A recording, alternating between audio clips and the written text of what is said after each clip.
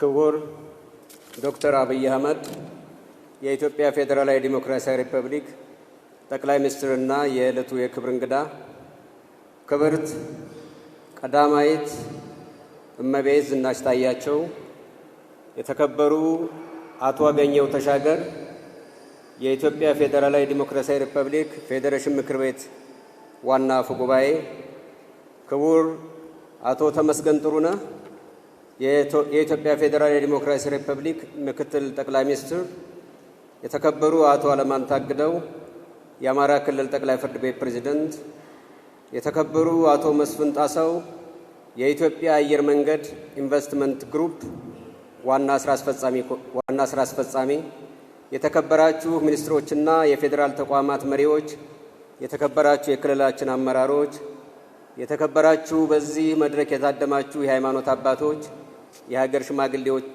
እንደዚሁም የባህር ዳር ከተማ ነዋሪዎች፣ ክቡራንና ክቡራን፣ ከሁሉም በማስቀደም በሀገራችን ክልሎች እስካሁን ከተገነቡት በተለይም ደግሞ ከአንዳንድ አፍሪካ ሀገራት ከተገነቡት የአየር ማረፊያዎች በትልቅነቱ ተጠቃሽ የሆነውን የባህር ዳር ደጃዝማች በላይ ዘለቀ አየር ማረፊያ ለመመረቅ እንኳን ደህና መጣችሁ፣ እንኳን ደስ አላችሁ ለማለት እፈልጋለሁ።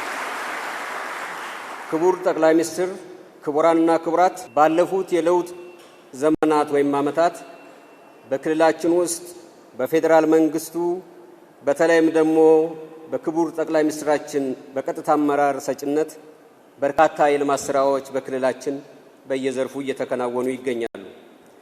በጣም በርካታ ስራዎች የተከናወኑ ቢሆንም በተለይም ደግሞ በክልላችን የግብርና ልማት ማሻሻያ ላይ ያተኮረ ስራዎች በሰፊው ተከናውነዋል። በተለይም ሁላችንም እንደምናውቀው ከዚህ በፊት በከፍተኛ ደረጃ ሲጓተቱ የነበሩ ፕሮጀክቶች እና አዳዲስ የግብርና ፕሮጀክቶች በክልላችን እየተከናወኑ ይገኛሉ። በቱሪዝም ልማት ዘርፍም እና አብያተ መንግስታትን፣ ታላላቅ ሪዞርቶችን፣ የቱሪዝም መዳረሻ ልማቶችን በክቡር ጠቅላይ ሚኒስትራችንና በፓርቲያችን አማካኝነት በከፍተኛ ደረጃ እየለሙ ይገኛሉ። ለዚህም በምሳሌነት ጎርጎራ ሪዞርትን፣ ሎጎ ሐይቅ ሪዞርትን ማንሳት ይቻላል። ሌሎችንም ቀደም ሲል እንደገለጽኩት አብያተ መንግስታትንና ታላላቅ ገዳማትንም እንደዚሁ ለቱሪስት በሚመች መንገድ እየተገነቡ ይገኛሉ።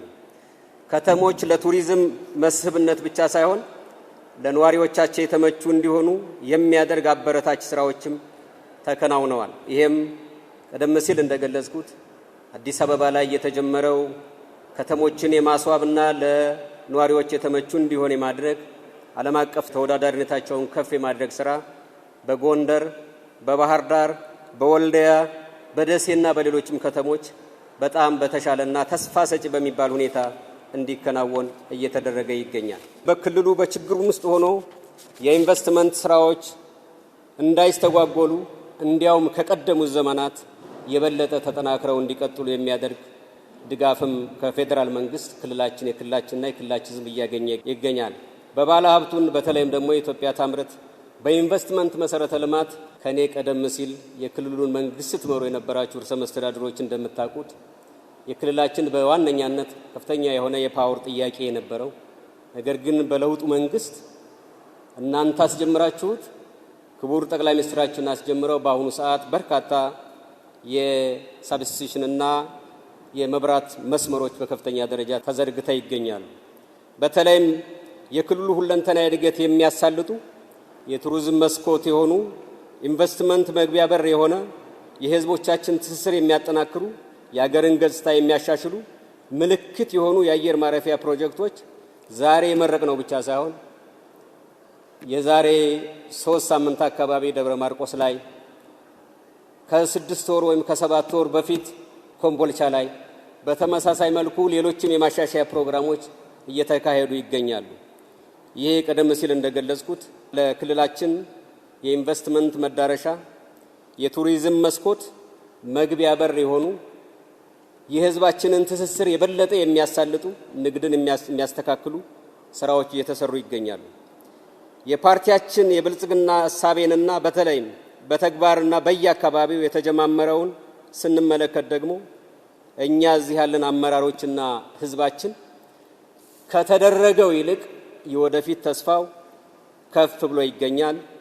የበለጠ መልማት እንደሚቻል የበለጠ ማደግ እንደሚቻል ከነዚህ ፕሮጀክቶች ግንዛቤ እየወሰደ ይገኛል። ይህ ከላይ ቀንጭቤ ያቀረብኩት የልማት ውጤት በሁሉም የሀገራችን አካባቢዎች በተመሳሳይ ወይም በተቀራራቢ ሁኔታ እየተፈጸመ እንደሆነም ሁላችንም ምስክሮች ነን።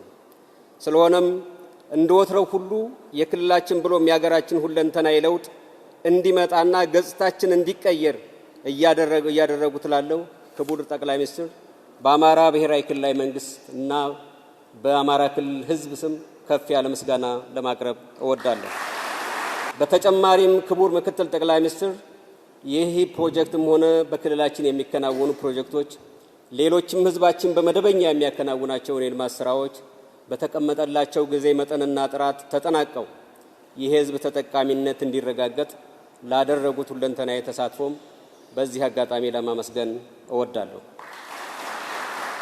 ክቡር አቶ መስፍን ጣሰው የኢትዮጵያ አየር መንገድ ግሩፕ ዋና ስራ አስፈጻሚ እና የአየር መንገዱ አመራሮች፣ ባለሙያዎች፣ የቦርድ አመራሮች የተገነቡና እየተገነቡ ያሉትን ፕሮጀክቶች በቅርብ አመራር ሰጥታችሁ እንደዚህ በአማረ ሁኔታ ተገንብተው ስራ እንዲጀምሩ ስላደረጋችሁ በድጋሚ በክልሉ መንግስትና በክልሉ ሕዝብ ስም በተጠቃሚው ሕዝብ ከፍ ያለ ምስጋና ለማቅረብ እፈልጋለሁ።